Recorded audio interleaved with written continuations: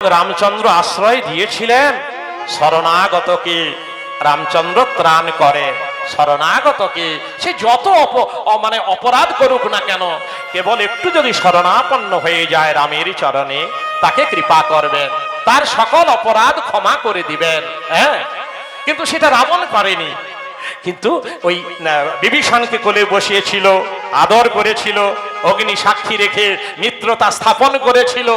বিভীষণের সঙ্গে রামচন্দ্র বলেছিলেন, বিভীষণ, তুমি যে চলে এলে আমার কাছে, তুমি বেঁচে গেলে, তোমার ধ্বংস হবে না, কিন্তু অহংকারী রাবণ নির্মূল হয়ে যাবে, ধ্বংস হয়ে যাবে। ধ্বংস অনিবার্য, কারণ অহংকারী বেশি দিন পৃথিবীতে বেঁচে থাকতে পারে না। তার অহংকার নিয়ে যে কোনো দিনও ধ্বংস হবেই হবে।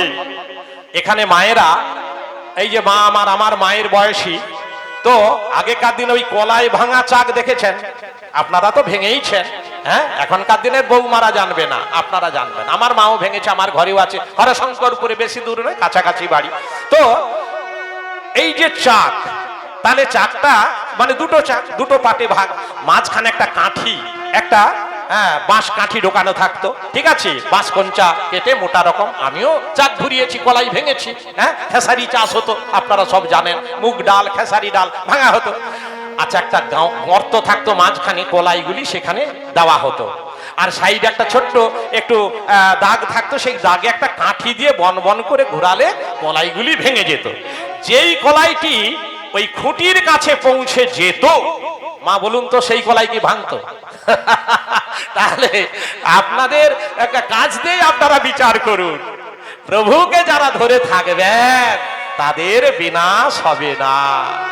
বিনাশ মানে নরকে যেতে হবে না।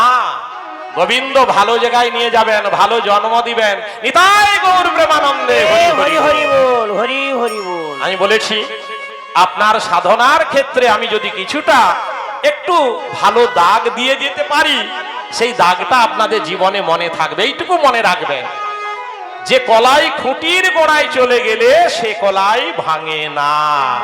হ্যাঁ, তাহলে মনে রাখবেন, তাহলে খুঁটিকে ধরে থাকবেন। হ্যাঁ, তাহলে কি খুঁটি, আরো কথা আছে, এক লিখে পাশে যদি শূন্য দেওয়া যায়, কত হলো? 10 হলো। তার ডান দিকে শূন্য দিন, 100 হলো। তার ডান দিকে শূন্য দিন, কত হলো? 1000 হলো। এবারে ওই শূন্যগুলির পাশ থেকে 1 মুছে দিন, শূন্যগুলির মূল্য কোনো থাকবে, মূল্যহীন হয়ে যাবে। হ্যাঁ, তাহলে 1 মানে ঈশ্বর, ইষ্ট, গুরু। ওই গুরুকে ধরে থাকতে হবে জীবনটা মূল্যবান করার জন্য। তার মানে খুঁটিকে ধরে থাকা, আর খুঁটি ধরা মানে আপনার মুক্তি অবধারিত। আপনি ভালো জায়গায় চান্স পেয়ে যাবেন। হ্যাঁ, আপনাকে নরক যন্ত্রণা ভোগ করতে হবে না। কিন্তু যে অহংকারী হবে তার ধ্বংস অনিবার্য।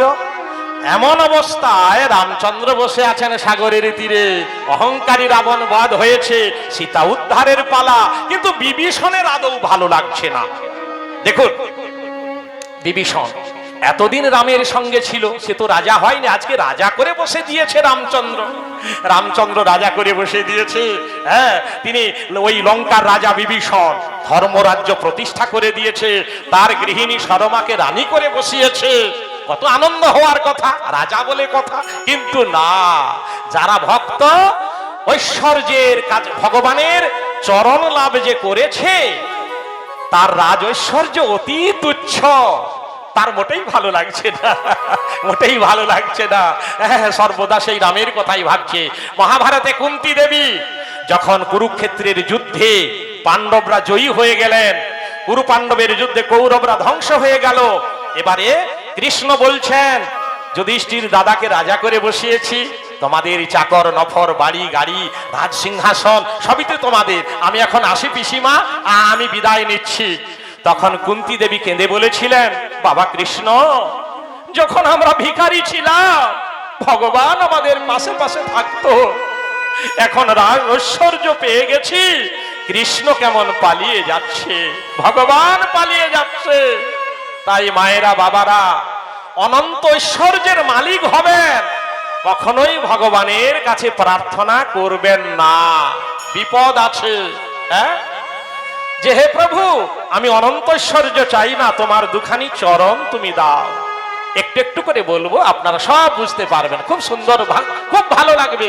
রামায়ণের মধ্য দিয়ে এত ভালো কথা বোঝানো যায়, এত ভালো জিনিস, ভালো গল্প, ভালো কাহিনী। শোনো, এইভাবে তাই বিভীষণের কিছুই ভালো লাগছে না। বিভীষণ রাম নাম করতে করতে আসছে। আহা, প্রেম মুদিত মন সে কহ রাম রাম রাম, শ্রী রাম রাম রাম।